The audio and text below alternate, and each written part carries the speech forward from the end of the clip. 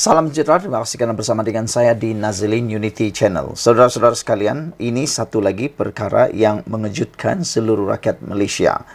Rupa-rupanya, 3 tuduhan terima wang haram yang dihadapi Muhyiddin masih kekal, kata Peguam Negara. Ini semua gara-gara apabila ada orang kata Muhyiddin telah bebas dan Muhyiddin boleh tidur lena. Rupa-rupanya daripada FMT, menurut Ketua Peguam Negara, 3 tuduhan terima wang haram yang dihadapi Muhyiddin masih kekal walaupun 1 atau 4 pertuduhan telah pun dibebaskan. 3 lagi pertuduhan yang dihadapi bekas Perdana Menteri Muhyiddin Yassin di bawah Seksyen 4 dalam kurungan 1 Akta Pencegahan Pengubahan Wang Haram, Pencegahan Pembiayaan Keganasan dan Hasil daripada Aktiviti Haram 2001 masih kekal, kata Peguam Negara Idrus Harun. Idrus dalam kenyataan hari ini berkata, kes itu akan disebut di Mahkamah Session Kuala Lumpur pada 19 September ini. Bagi pertuduhan di bawah Amla Futwa, Presiden Bersatu itu berdepan 2 pertuduhan menerima wang hasil daripada aktiviti haram berjumlah RM195 juta daripada Bukhari Equity Sdn Bhd yang dimasukkan ke dalam akaun CIMB Bank milik Bersatu.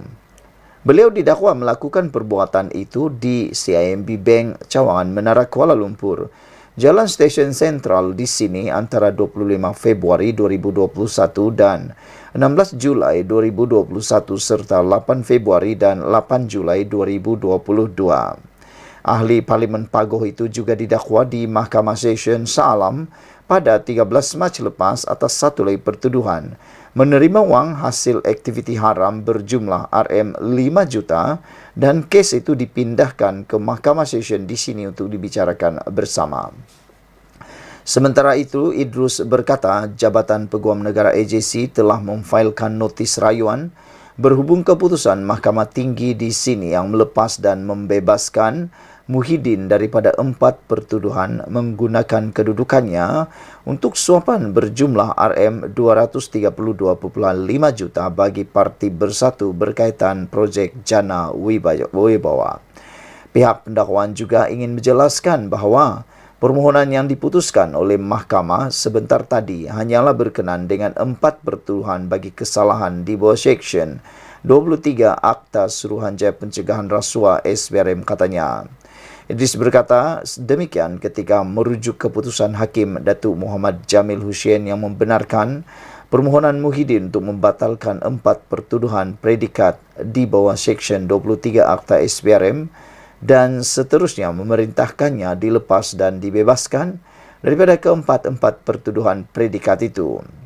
Bagi 4 pertuduhan itu, Muhyiddin sebagai Perdana Menteri ketika itu dan pengerusi Perikatan Nasional PN didakwa menggunakan kedudukan beliau untuk suapan berjumlah RM232.5 juta daripada 3 syarikat iaitu Bukhari Equity Sdn Bhd, Nepturi Sdn Bhd, Mamfor Sdn Bhd dan Datuk Azman Yusof bagi parti itu.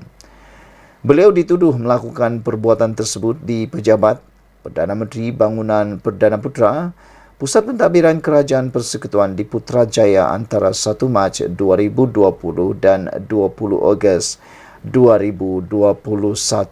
Saudara-saudara sekalian, ini satu perkara yang mungkin tidak akan membuatkan Muhyiddin tidur nyenyak lagi. Sekian dulu Malaysia kita punya, kita jaga sama-sama, cintai Malaysiaku. Bye-bye. Salam sejahtera, terima kasih kerana bersama dengan saya di Nazilin Unity Channel. Beberapa jam selepas Muhyiddin dibebaskan, ini komen daripada pengamal-pengamal undang-undang yang ada di Malaysia yang harus anda ikuti dan ketahuinya. Peguam berkata, pembebasan Muhyiddin cetus persoalan bidang kuasa mahkamah dipetik daripada Malaysia kini.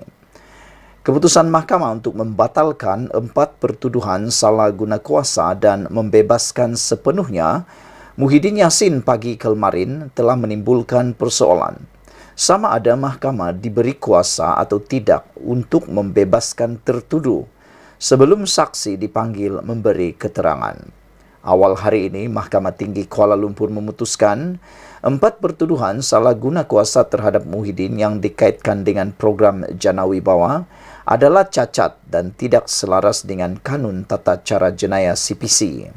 Hakim Muhammad Jamil Hussein berkata, pertuduhan itu tidak mendedahkan buktiran yang mencukupi mengenai kesalahan yang didakwa mengikut Akta SPRM 2009.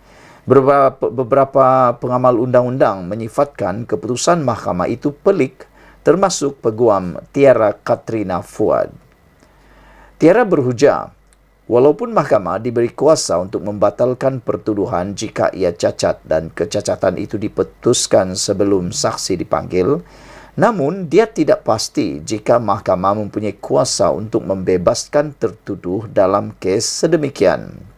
Katanya, kuasa untuk melepaskan dan membebaskan sebelum pemanggilan saksi adalah terhad untuk mengikut undang-undang.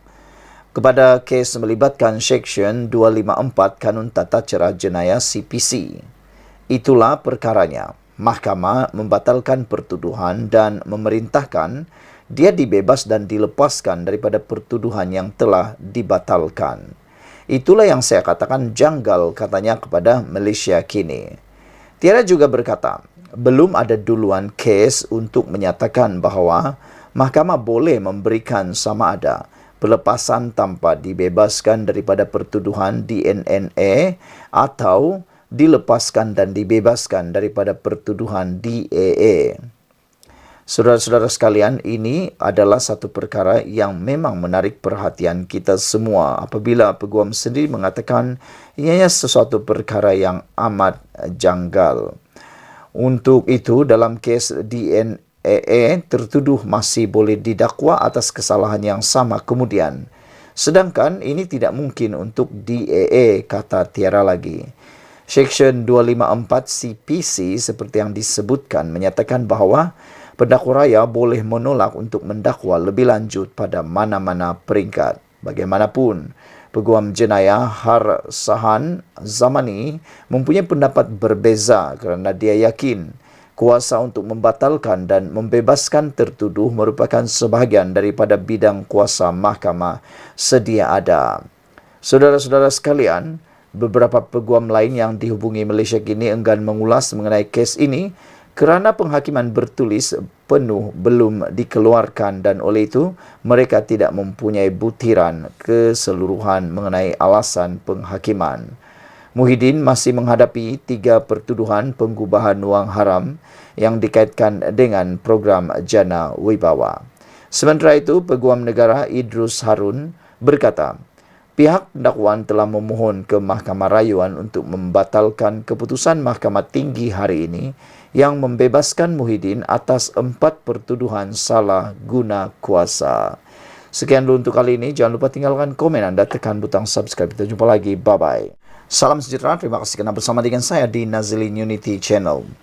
Beberapa jam selepas Muhyiddin Yassin dilepaskan daripada pertuduhan menerima rasuah ataupun menggunakan kuasa untuk menerima rasuah, akhirnya ini rupa-rupanya yang berlaku. Muhyiddin bebas tuduhan rasuah. Bukti kerajaan tidak campur tangan urusan mahkamah. Rupa-rupanya di sebalik pembebasan Muhyiddin itu, ini cerita terbaik untuk Anwar Ibrahim. Keputusan Mahkamah Tinggi yang melepas dan membebaskan Presiden Bersatu Tan Sri Muhyiddin Yassin atas 4 tuduhan rasuah membuktikan kerajaan perpaduan tidak pernah mencampuri urusan mahkamah. Ahli Jawatan Kuasa Amanah Nasional Faiz Fazil berkata, keputusan hari ini adalah keputusan kehakiman. Justru, ia tidak sepatutnya dikaitkan dengan motif politik. Kononnya kerajaan menzalimi pemimpin pembangkang. Keputusan hari ini adalah keputusan kehakiman. Oleh itu, tidak betul untuk dikatakan motif politik. Proses kehakiman ini menunjukkan kerajaan perpaduan pimpinan Datuk Seri Anwar Ibrahim telus dan tidak mencampuri kehakiman. Dan oleh itu, tidak wajar juga keputusan hari ini dikaitkan dengan referendum terhadap kerajaan perpaduan. Katanya ketika dihubungi Harapan Daily hari ini. Sebelum ini, beberapa pemimpin Perikatan Nasional PN mendakwa penahanan dan pertuduhan terhadap pemimpin Bersatu menjadi bukti bahawa pendakwaan dikenakan bermotif politik.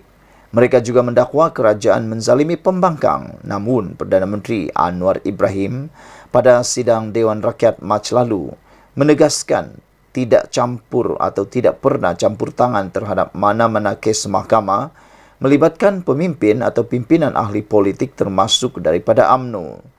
Sementara itu, Faiz berkata, Muhyiddin yang juga ahli Parlimen Pagoh itu bukan dibebaskan kerana tiada bukti yang mencukupi. Sebaliknya, ada butir-butir kesalahan tidak dinyatakan dengan jelas dalam pertuduhan. Ia adalah kesilapan teknikal dan ketidakpatuhan prosedur semata-mata. Bagaimanapun katanya, keputusan membebaskan Muhyiddin daripada tuduhan tersebut masih boleh dirayu. Keputusan hari ini, kecacatan teknikal prosedur kerana gagal patuhi peruntukan kanun acara jenayah supaya pertuduhan yang mengandungi butir-butir dinyatakan dan bukannya dibebaskan sebab tiada bukti yang mencukupi. Sungguh pun begitu, keputusan hari ini masih boleh dirayu dan sebaiknya kita serah kepada kehakiman untuk menentukan, ujarnya lagi.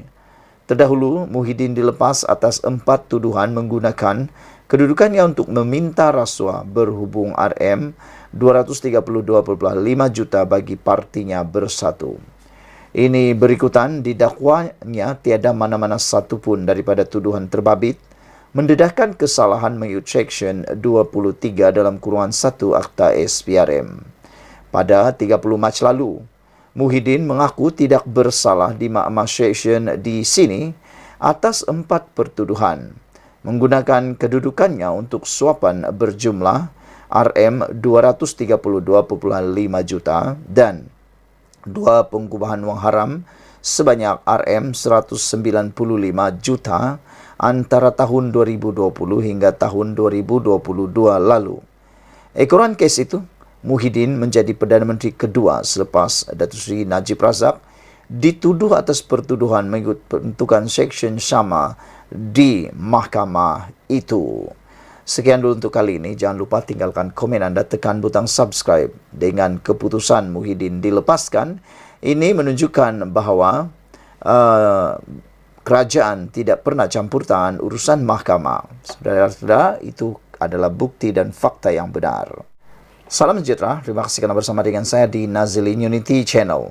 Disangkakan langit sudah menjadi cerah. Disangkakan Muhyiddin sudah boleh gembira selepas kemarin diberitakan bahawa Muhyiddin telah dibebaskan atas beberapa pertuduhan di mahkamah oleh mahkamah.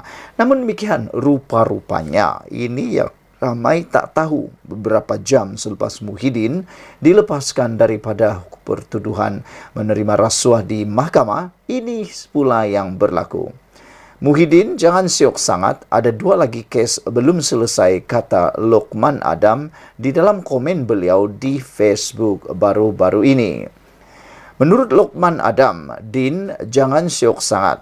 Hang lepas 4 pertuduhan. Nasib kamu baik sebab Perdana Menteri yang ke-10 tak campur urusan badan kehakiman macam apa yang kamu dan Mahathir lakukan bila ada kuasa, kata Lokman Adam menulis di dalam Twitter beliau. Tapi jangan lupa ada 2 kes belum selesai dan banyak lagi yang belum dituduh pun, termasuk kes menantu kamu, kata Datuk Lokman Adam. So, jangan berkepak sangatlah pada yang tak mengikuti. Muhyiddin ada 6 kes mahkamah. 4 kes salah guna kuasa. Yang ini dia menang di Mahkamah Tinggi. Tapi pendakwa raya boleh buat rayuan. Tapi dia ada 2 kes rasuah, 195 juta. Kes ini masih berjalannya, kata Datuk Lokman Adam. Presiden Bersatu Tan Sri Muhyiddin Yassin masih berdepan 2 lagi pertuduhan di mahkamah yang belum selesai. Pengarah komunikasi UMNO Datuk Lokman Nur Adam mengingatkan agar pengerusi Perikatan Nasional PN itu tidak bergembira terlalu awal biarpun terlepas dari 4 pertuduhan meminta rasuah berjumlah RM 232.5 juta Beliau menyifatkan nasib Muhyiddin baik kerana Perdana Menteri Datuk Seri Anwar Ibrahim tidak mencampuri badan urusan kehakiman seperti yang dilakukan ahli Parlimen Pagoh itu ketika berkuasa dahulu, menurut Lokman Adam. Din, jangan syok sangat. Hang lepas 4 pertuduhan. Nasib kamu baik sebab Perdana Menteri ke-10 tak campur urusan badan kehakiman. Macam apa yang kamu dan Mahathir lakukan bila ada kuasa, kata Lokman Adam. Tapi jangan lupa, ada 2 kes belum selesai dan banyak lagi yang belum dituduh termasuk kes menantu kamu.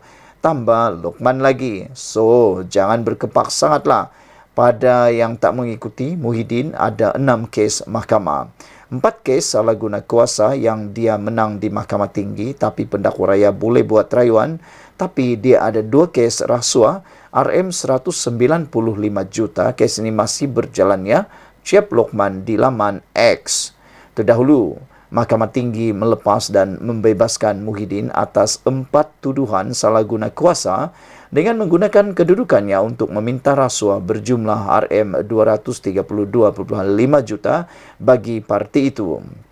Beliau dituduh melakukan perbuatan itu di Pejabat Perdana Menteri Bangunan Perdana Putrajaya di antara 1 Mac 2020 dan 20 Ogos 2021. Muhyiddin mendakwa 4 tuduhan adalah cacat dan tidak sah di sisi undang-undang kerana bercanggah Seksyen 152 Kanun Acara Jenayah. Ini berikutan didakwanya tiada satu pun daripada tuduhan terbabit mendedahkan kesalahan mengikut Seksyen 23 dalam kurungan 1 Akta SPRM.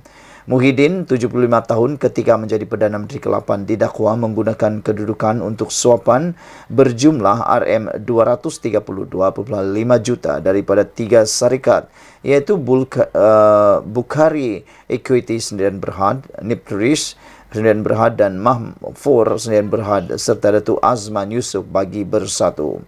Muhyiddin turut berdepan 2 pertuduhan menerima wang hasil aktiviti haram berjumlah RM195 juta daripada Bukhari Equity yang dimasukkan ke dalam akaun CIMB Bank milik bersatu.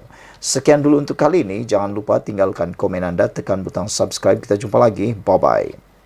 Salam sejahtera, terima kasih kerana bersama dengan saya di Nazilin Unity Channel. Ini satu lagi pendedahan dan juga berita yang menarik selepas PRN selesai. Disangkakan semuanya sudah berjalan dengan baik, semuanya telah berjalan dengan mulus, semuanya telah pun berjalan seperti yang dirancang. Dan Sanusi sudah angkat sumpah sebagai Menteri Besar Kedah. Akhirnya PDRM menyatakan akan panggil Sanusi berhubung pamer kertas undi. Ini gara-gara tindakan Sanusi yang dilihat telah digambar oleh media seakan-akan mempamerkan kertas undi beliau yang telah dipangka. Di Kuala Lumpur, polis akan memanggil Menteri Besar Kedah Muhammad Sanusi Maknor untuk dirakam keterangan kerana mempamerkan kertas undi pada pilihan raya baru-baru ini. Ketua Polis Negara Tan Sri Razarudin Husin berkata, semua pihak perlu memberi peluang kepada polis untuk menyiasat kes ini. Beliau berkata pihaknya akan memanggil Sanusi untuk dirakam percakapan. Siasatan dijalankan mengikut Akta Kesalahan Pilihan Raya 1954. Polis tidak akan menganiayai sesiapa dan kertas siasatan akan diserahkan kepada pejabat peguam negara, katanya pada sidang media selepas majlis serah terima tugas Pengarah Jabatan Siasatan Jenayah JSJ Bukit Aman di sini hari ini. Razarudin berkata bagi membuat pertuduhan ia bukan diputuskan oleh pihaknya, tetapi polis akan membuat cadangan kepada peguam negara selepas melihat keterangan. Kita juga takkan hendak memadai tambah keterangan dan terpulang kepada pejabat peguam negara untuk tuduh atau tidak, katanya lagi. Terdahulu, media melaporkan Sanusi didakwa menayangkan kertas undi kepada petugas media yang membuat liputan ketika beliau menunaikan tanggungjawab sebagai pengundi di SIK Kedah. Saudara-saudara sekalian, perkara ini memang mengejutkan kita semua. Apabila anda dengan tindakan Sanusi yang telah pun dikatakan didakwa menayangkan kertas undi tersebut, walaupun Sanusi telah menafikan tindakan itu sebagai tindakan yang sengaja, kerana menurut Sanusi beliau sebenarnya tidak berniat untuk menayangkan kertas tersebut, tetapi terbuka ketika tergesa-gesa ingin memberikan gambar kepada petugas media. Sanusi berkata beliau dipekena oleh media kerana media yang mengarahkan beliau untuk mengangkat kertas undi itu untuk digambar, tetapi kerana tergesa-gesa, kata Sanusi, maka kertas tersebut terbuka dengan sendirinya dan tidak ada niat untuk Sanusi untuk menayangkan gambar tersebut ataupun menayangkan kertas undi tersebut. Dan menurut Sanusi lagi, beliau kata ada banyak lagi gambar yang telah diambil, tapi kenapa gambar itu juga yang ditularkan, kata Sanusi lagi. Jadi sekarang ini kita tunggu adakah apa-apa keterangan daripada media yang telah mengambil gambar tersebut. Kita menunggu apa jawapan komen daripada media tersebut. Ikuti terus ulasan selepas ini. Selamat datang, salam sejahtera. Terima kasih kerana bersama dengan saya di Nazilin Unity Channel. Ini satu keputusan pendedahan daripada Ketua Polis Negara yang pastinya akan membuatkan Sanusi pening kepala dan Sanusi mungkin akan menyesali perbuatan beliau baru-baru ini. Pada itu, Ketua Polis Negara mengatakan bahawa perbuatan menunjuk kertas undi di pangkah adalah salah. Ketua Polis Negara Tan Sri Razarudin Hussein menegaskan, tindakan menunjukkan kertas undi yang sudah dipangkah kepada umum adalah satu kesalahan mengikut Akta Kesalahan Pilihan Raya 1954. Razarudin berkata, polis akan menjalankan siasatan sekiranya ada pihak tampil membuat laporan polis terhadap kes terbabit. Setakat jam 6 petang kemarin, belum ada mana-mana pihak tampil membuat laporan berhubung perkara itu. Sekiranya ada laporan, kita akan siasat, kata Ketua Polis Negara pada sidang akbar di Bukit Aman pada Sabtu yang lepas. Pada Sabtu yang lalu, media melaporkan Menteri Besar Kedah sementara pada waktu itu, iaitu Datuk Seri Muhammad Sanusi Maknor, didakwa melanggar Akta Kesalahan Pilihan Raya 1954 apabila secara sengaja menayangkan kertas undi kepada petugas media. Perbuatannya mengundang kritikan pengguna media sosial yang berkongsi gambar Muhammad Sanusi mempamerkan kertas undi berkenan ketika gambarnya direkam petugas media sebelum ia dimasukkan ke dalam kotak undi. Pada sidang akbar sama, Razarudin berkata, pihaknya berpuas hati dengan perjalanan pilihan raya negeri PRN yang berlangsung di 6 negeri tersebut. Kita memang sentiasa bersiap siaga. Saya amat berpuas hati dengan penugasan mereka di lapangan, ujar beliau lagi. Namun demikian, seperti yang kita telah tahu, Sanusi kata perbuatan beliau sebenarnya tidak disengajakan. Beliau bukan menayangkan kertas undi beliau, kata Sanusi, tetapi beliau diminta, Sanusi kata beliau diperkena oleh media. Kerana menurut Sanusi, media mahu Sanusi menunjukkan kertas undi itu, tetapi oleh kerana tergesa-gesa, kata Sanusi, kertas itu terbuka sendiri dan waktu itulah media menggambarnya, kata beliau. Dan selain itu, Sanusi juga kata bahawa dalam banyak-banyak gambar yang diambil oleh media, kenapa gambar itu juga yang ditularkan, kata Sanusi. Tapi terpulanglah pada anda untuk menilai gambar tersebut. Dalam ruangan ini saya sisipkan kepada anda keadaan gambar sebenar itu, yang mana Sanusi sedang memegang kertas undi yang telah berpangkah tersebut. Adakah pada pendapat anda ada bekas telah dilipat ataukah memang ditiup angin atau sebagainya? Anda lihat betul-betul gambar itu? Apa pendapat kamu? Cuba perhatikan betul. Bolehkah ada anginkah atau terbuka secara tidak sengajakah atau sebenarnya apa yang berlaku? Dan Sanusi kata dia dipekena oleh media pula. Kali ini salah angin, salah kelang kabut dan salah media pula. Tak tahulah, saya pun tidak tahu siapa sebenarnya yang salah. Adakah ini akan membuatkan Sanusi akan didakwa pula? Dan ada yang bertanya, kalau betul Sanusi melakukan kesalahan, kesilapan tersebut ataupun didakwa melakukan kesalahan tersebut di bawah kesalahan perkara tersebut, adakah Sanusi akan kehilangan kelayakan sebagai ahli adun, ahli Dewan Undangan Negeri pula? Kerana kalau dia bersalah, akta tersebut menyebut kesalahan itu boleh dipenjara sehingga setahun dan denda sehingga RM3,000 atau kedua-duanya sekali. Kita tunggulah nanti adakah orang yang akan melaporkan dan adakah akan ada siasatan lanjut terhadap Sanusi. Ikuti terus ulasan dalam channel ini. Kita jumpa lagi. Bye-bye.